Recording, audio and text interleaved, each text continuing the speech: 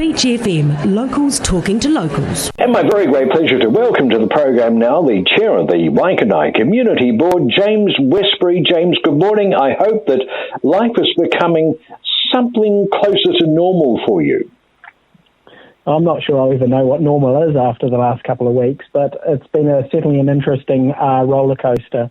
Things are starting to settle down now, which is good. So we're starting to see our community get more used to the current restrictions in terms of movements and understanding what their obligations are in terms of protecting their bubble. So it's quite good. We're not going through the education phase anymore. We're doing the norming and storming with regards to people just getting used to what we should do.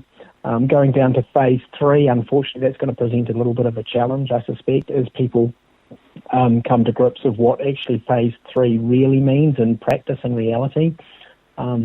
For myself and my businesses, for example, it doesn't really change anything in the way in which we operate, but it'll open up a number of opportunities for businesses in the Kapiti Coast to start participating in their commercial activities again. It is going to be hard for those who are in the tourism industry because it's certainly not going to open any doors for them at this stage. And, my sympathies goes out to anybody in business at this point in time. And certainly I'd encourage them to look at their financial performance of their business and make sure that they put their application forward for the wage subsidy if they're 30% down, because I've heard a number of entities or business people who haven't done that yet. And if they are 30% down or they are predicting a 30% downturn, they should be making an application for the wage subsidy where they meet the criteria.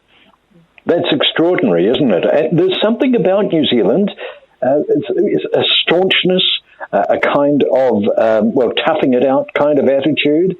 And it's just crazy if that is the case with local businesses who have not made the application. The money is there. It's rapidly going, by the way, $10 billion, I understand. Indeed. So get in, for goodness sake, get in. That's what it's all about, protecting those jobs, protecting your business as much as we can.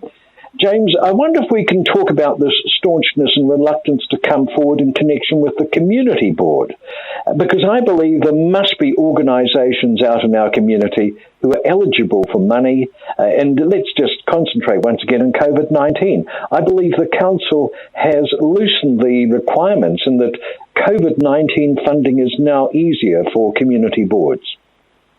Indeed, and that's something I'd really like to encourage local community groups who are out there supporting our most vulnerable, particularly if you're voluntary groups, that they put forward an application to, particularly if you live in Waikanae, to the Waikanae Community Board, where we might be able to provide you with a grant. In terms of the council have made it a lot easier for us to provide grants to groups that are assisting our community. Recently we've helped with Women's Refuge, for example, and we'd like to be able to ensure that we can support those charities and Kapiti Carers, for example. So we've seen a number of groups where we've provided some grants, and if we can help those groups, provide and continue to provide some of the vital services that they do, I wouldn't hesitate to encourage anybody to put forward an application by either contacting the council or myself or Jill, the Deputy Chair of the Waikanae Community Board. Indeed, and I have to tell you people that it's not an onerous thing. Yes, you do have to make an application, but that is not particularly difficult to do. You can speak if you want to, and in fact I have spoken to the Waikanae Community Board in support of an application, and that's a very friendly process, and this wonderful community board structure we have, which I sort of liken to town hall democracy, the kind of thing they have in the States. I think it's wonderful the way it gets so local in the community board level. Indeed, and people don't even, at this stage, with the community boards not able to meet under even level 3, the community board are using technology to make decisions to enable to fast track some of the grant applications. So where people do put forward an application, we'll be looking at that very promptly and being able to free up the funding to support their good work. We're seeing people offering Meals on Wheels services to our elderly, in terms of food bank, investment to ensure that some of those who are affected financially can still manage to get the consumer products to enable them just to live life. So I really do encourage anybody within those groups, or say, for example, if the Lions are operating, or anybody there, to try and put forward an application that legitimately supports our community get through COVID-19. Indeed, and that's a really good investment at the local level. There's lots of investments going on in the community.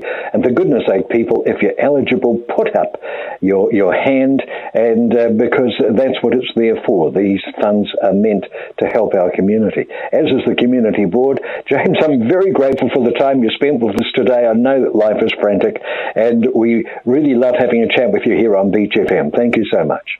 Thank you very much. 106.3 Beach FM.